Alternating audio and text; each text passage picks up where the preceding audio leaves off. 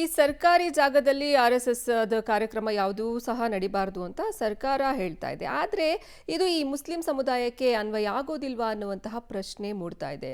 ಕಾರಣ ಅವರಿಗೆ ಕೆಲವೊಂದು ಕಾರ್ಯಕ್ರಮಗಳಿಗೆ ಪರ್ಮಿಷನ್ ಸಿಗ್ತಾ ಇದೆ. ಹಾಗಾದ್ರೆ ಯಾವುದು ಆ ಕಾರ್ಯಕ್ರಮ, ಎಲ್ಲಿ ಇದು ನಡೀತಾ ಇರೋದು, ಡೀಟೇಲ್ಸ್ ಇದೆ ನೋಡೋಣ.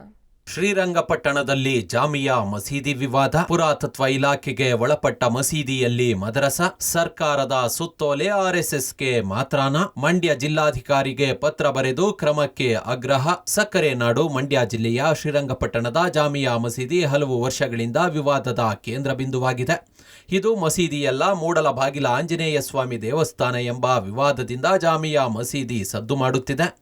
ಇದೀಗ ಈ ಜಾಮಿಯಾ ಮಸೀದಿಯಲ್ಲಿ ನಡೆಯುತ್ತಿರುವ ಚಟುವಟಿಕೆಗಳು ಮತ್ತೊಂದು ವಿವಾದವನ್ನ ಸೃಷ್ಟಿ ಮಾಡುತ್ತಿದೆ. ಜಾಮಿಯಾ ಮಸೀದಿ ಸರ್ಕಾರದ ಪುರಾತತ್ವ ಇಲಾಖೆ ಅಡಿಯಲ್ಲಿ ಬರುವಂತಹದ್ದು. ಪುರಾತತ್ವ ಇಲಾಖೆಯ ಪ್ರಕಾರ ಅವರ ಸ್ವತ್ತಿನಲ್ಲಿ ಯಾವುದೇ ಕಾರ್ಯಚಟುವಟಿಕೆಗಳನ್ನ ಮಾಡುವಂತಿಲ್ಲ.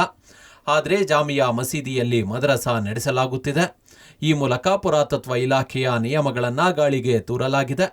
ಇಲ್ಲಿಯೇ ಹಲವು ಮಕ್ಕಳಿಗೆ ಇಸ್ಲಾಂ ಬೋಧನೆ ಮಾಡುತ್ತಾ ವಾಸ್ತವ್ಯ ವ್ಯವಸ್ಥೆ ಮಾಡಲಾಗಿದೆ. ಹಿಂದೂ ಸಂಘಟನೆಗೆ ಒಂದು ನ್ಯಾಯ, ಮುಸ್ಲಿಮರಿಗೆ ಇನ್ನೊಂದು ನ್ಯಾಯಾನ ಎಂದು ಪ್ರಶ್ನಿಸಲಾಗುತ್ತಿದೆ. ಈ ಬಗ್ಗೆ ಬಜರಂಗ ಸೇನೆ ಮಂಡ್ಯ ಜಿಲ್ಲಾಧಿಕಾರಿಗೆ ಪತ್ರ ಬರೆದು ಕ್ರಮಕ್ಕೆ ಆಗ್ರಹಿಸಿದೆ. ಕೇವಲ ರಾಷ್ಟ್ರೀಯ ಸ್ವಯಂ ಸೇವಕ ಸಂಘದ ಪಥಸಂಚಲನಗಳಿಗೆ ಮಾತ್ರ ಇಂತಹ ಒಂದು ನಿರ್ಬಂಧವನ್ನು ಏರ್ತಾ ಇದ್ದಾರೆ ಅನ್ನುವಂಥದ್ದು ನಮಗೆ ಸ್ಪಷ್ಟ ಆಗುತ್ತೆ.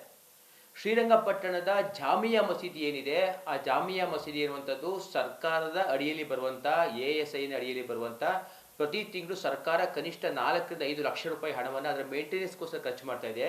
ಇಂತಹ ಸರ್ಕಾರಿ ಜಾಗದಲ್ಲಿ ಒಂದು ಕಳೆದ 40-50 ವರ್ಷಗಳಿಂದ ಅನ್ಆಥರೈಸ್ ಆಗಿ ಅಲ್ಲಿ ಮದ್ರಸಾ ನಡೀತಾ ಇದೆ. ಇದಕ್ಕೆ ಸರ್ಕಾರ ಅನುಮತಿ ಕೊಟ್ಟಿದ್ಯಾ ಅನ್ನುವಂಥ ಒಂದು ಆಗ್ರಹವನ್ನು, ಒಂದು ಪ್ರಶ್ನೆಯನ್ನು ಬಜರಂಗ ಸೇನೆ ಮಾಡ್ತಾ ಇದೆ. ಅಕಸ್ಮಾತ್ ಸರ್ಕಾರದ ಒಂದು ಅನುಮತಿ ಇಲ್ಲದೆ ನಡೀತಾ ಇದ್ರೆ ಕೂಡಲೇ ಅದನ್ನು ತೆರವುಗೊಳಿಸಬೇಕಾಗಿರುವಂಥ ಒಂದು ಜವಾಬ್ದಾರಿ ಜಿಲ್ಲಾ ಆಡಳಿತದ ಮೇಲಿದೆ. ಅದು ನಾವು DC ಅವ್ರಿಗೆ ಮನವಿ ಕೊಟ್ಟಿದ್ದೀವಿ. ಇದುವರೆಗೂ ಸುಮಾರು 7-8 ಬಾರಿ ಮನವಿ ಕೊಟ್ಟಿದ್ದೀವಿ. ಆದರೆ ಇದುವರೆಗೂ ಯಾವುದೇ ನಮಗೆ ಒಂದು ಸ್ಪಷ್ಟವಾದ ಉತ್ತರ ಕೊಟ್ಟಿಲ್ಲ. ಸದ್ಯ ರಾಜ್ಯ ಸರ್ಕಾರ RSS ಸಂಘಟನೆಗೆ ಸರ್ಕಾರಿ ಜಾಗಗಳಲ್ಲಿ ಕಾರ್ಯಚಟುವಟಿಕೆಗಳನ್ನು ಮಾಡಲು ಹಲವು ನಿಯಮಗಳನ್ನು ವಿಧಿಸಿದೆ. ಆದರೆ ಪುರಾತತ್ವ ಇಲಾಖೆಗೆ ಒಳಪಡುವ ಜಾಮಿಯಾ ಮಸೀದಿಯಲ್ಲಿ ಮದರಸ ನಡೆಸಲು ಹೇಗೆ ಬಿಡಲಾಗಿದೆ? ಕೂಡಲೇ ಈ ಒಂದು ಜಾಮಿಯಾ ಮಸೀದಿಯಲ್ಲಿ ಏನೋ ಒಂದು ಅನಧಿಕೃತವಾಗಿ ನಡೀತಾ ಇದೆ ಈ ಮದರಸ, ಅದನ್ನು ನೀವು ಜಾರಿ ಮಾಡಬೇಕು. ಇಲ್ಲ ಅಂತಂದರೆ ಹಿಂದೂಗಳಿಗೊಂದು ಕಾನೂನು, ಮುಸಲ್ಮಾನರಿಗೊಂದು ಕಾನೂನು. ನಾವು ಈಗ ಮನವಿಯನ್ನು ಕೊಟ್ಟಿದ್ದೀವಿ DC ಅವರಿಗೆ. ಅಕ್ರಮ ಮಸೀದಿಗಳ ಅಥವಾ ಅಕ್ರಮ ಮದ್ರಸಗಳನ್ನು, ಸರ್ಕಾರಿ ಜಾಗದಲ್ಲಿರುವಂಥ ಮದ್ರಸಗಳನ್ನು ನೀವೇ ಮಾಡಿರುವಂಥ ನಿಯಮ ಏನು, ನೀವು ಈ ನಿಯಮವನ್ನು ಇಟ್ಕೊಂಡು ರಾಷ್ಟ್ರೀಯ ಸ್ವಯಂ ಸೇವಕ ಸಂಘದ ಕಾರ್ಯಕರ್ತರಿಗೆ ಸಂಘಟನೆಯ ಕಾರ್ಯಕಲಾಪಗಳಿಗೆ ತೊಂದರೆ ಕೊಟ್ಟಿದ್ದೀರೋ, ಅದೇ ರೀತಿ ನೀವು ಅದೇ ಒಂದು ನಿಯಮವನ್ನು ಅವ್ರ ಮೇಲೂ ನೀವು ಪಾಲನೆ ಮಾಡಬೇಕು. ನೀವು ಪಾಲನೆ ಮಾಡಿಲ್ಲ ಅಂತಾದರೆ ನಾವು ಮುಂದಿನ ದಿನಗಳಲ್ಲಿ ನಾವು ಅದನ್ನು ತೆರವುಗೊಳಿಸುವಂಥ ಅಥವಾ ಅದ್ರ ಮುಂದೆ ಹೋರಾಟ ಮಾಡುವಂಥ, ಆ ಮಸೀದಿ ಮುಂದೆ ಕೂತು ಧರಣಿ ಮಾಡುವಂಥ ಬೇರೆ ಬೇರೆ ಹೋರಾಟಗಳನ್ನು ಖಂಡಿತ ಮಾಡಿ.